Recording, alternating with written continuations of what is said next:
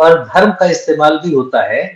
खास तौर से माइनॉरिटीज को जिस तरीके से टारगेट किया जा रहा है, उनकी हम 25 क्या हम 5 हमारे 25, इस तरीके के सिंबोलिज्म जरूर रहता है, लेकिन वो बहुत क्लियर है कि वो किसको टारगेट कर रहे हैं। तो ऐसी जी स्थिति में जी कमीशन बिल्कुल। क्या कर सकता है? जी बिल्कुल, आपने ठीक कहा कि ये आजकल माइनॉरिटीज जनरली और मुस्लिम पर्टिकुलरली उनको तो टारगेट किया जा रहा है, क्योंकि हमने देखा कि ये एक पार्टी के लिए इलेक्टोरल स्ट्रेटेजी सिर्फ ये बच के रह गई है, और कुछ हो न हो, लेकिन अगर मुसलमान को गाली दो तो उससे पोलराइज होता है, हिंदू वोट कंसोलिडेट होता है। और बल्कि एक प्रोपेगेंडा ये चलता आ रहा है साल से कि मुसलमान जानबूझ के आबादी इसलिए तेजी से बढ़ा रहे हैं ताकि वो मेजॉरिटी बन जाएं और मेजॉरिटी होकर पॉलिटिकल पावर को कैप्चर कर सके।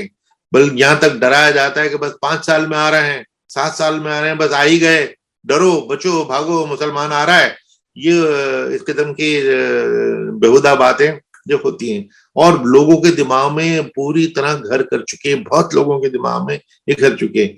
मैंने पिछले दिनों एक किताब लिखी थी, ये उसका नाम है the population myth, Islam, family planning and politics in India.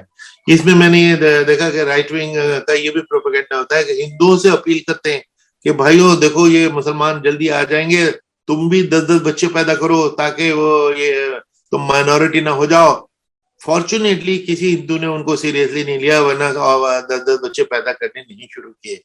और ये जो इसकी जो ट्रूथ है वो भी इसमें मैंने पूरी तरह एक्सपोज किया है कि हिंदू इंप्रेशन जो ये किया जाता है कि जैसे अगर हिंदू फैमिली के 2 बच्चे हैं तो मुसलमान के 10 होते हैं, 8 होते हैं। एक्चुअली गैप कभी भी एक बच्चे से ज्यादा का नहीं था। मुसलमानों में फैमिली प्लानिंग सबसे कम है, बिल्कुल सही बात है, लेकिन नंबर 2 पे सबसे कम किसकी है? वो हिंदुओं की। सिखों की बहुत अच्छी फैमिली प्लानिंग है, उनको भी खालिस्तानी कह देते हैं, जबकि वो तो बड़े पेट्रियोटिक हो गए। जैसे कि प्रधानमंत्री जी ने लाल किले से अपनी आखिरी स्पीच में कहा था कि जिनके दादा होंगे वो अनपेट्रियोटिक है। तो सिखों की तो फैमिली प्लानिंग 80% है, हिंदूज की फैमिली प्लानिंग 54% है, मुसलमानों की सबसे कम है 45%। तो मुसलमान सबसे ज्यादा अनपेट्रियोटिक, हिंदू नंबर 2 पे अनपेट्रियोटिक, सिख सबसे पेट्रियोटिक। तो ये तो हम 5 हमारे 25, अब इसकी भी हकीकत भी सुन लीजिए। हम 5 हमारे 25 मोदी जी ने जब चीफ मिनिस्टर थे गुजरात के जब कहा था, और आजकल हर बार सुनते हम 4 हमारे 40, यानी हर मुसलमान 4-4 बीवियां करता है ताकि ज्यादा बच्चे पैदा करे और 25 बच्चे या 40 बच्चे हों ताकि वो मेजोरिटी हो जाए ना। हिंदुस्तान में तो इसमें भी 2 मिथ हैं कि हिंदुस्तान में पॉलीगेमी संभव ही नहीं है। थोड़ी बहुत अगर कहीं कहीं है तो वो at the cost of other people जो बैचलर रह जाते हैं। यानी हिंदुस्तान का एक जेंडर रेशियो जिसको कहते हैं, 1000 मर्दों के मुकाबले में सिर्फ पिछले सेंसस में 940 औरतें थी। 2 साल पहले वो 922 रह गई। यानी 1000 मर्दों को 922 औरतें अवेलेबल हैं, 80 मर्दों को तो एक औरत भी अवेलेबल नहीं है भी शादी करने के लिए। जब आपके पास शादी करने के लिए एक औरत नहीं है तो मैं दूसरी शादी के लिए औरत कहां से लाऊंगा?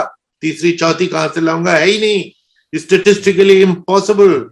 दूसरे भारत सरकार ही की एक स्टडी है 1975 की, और इससे पहले सेंसर कि सारी कम्युनिटी में थोड़ी बहुत पॉलीगमी, ट्राइबल्स में 15%, बुद्धिस्ट जैन में सबसे कम पॉलीगमी मुसलमानों में है। अब यहाँ एक और पैराडॉक्स है कि मुसलमान पॉलीगमी अगर नहीं कर रहा तो पॉलीगमी को बैन करने दो भाई, लेकिन लड़ने मरने को तैयार हो जाएगा कि ये पॉलीगमी मेरा राइट है, बैन नहीं कर सकते। अरे भाई जब तुम करते ही नहीं हो पॉलीगमी तो बैन करने दो। इसलिए पॉलीगमी पे दोनों तरफ इतने मिथ हैं जिनको हमें एक्सप्लोर करना चाहिए।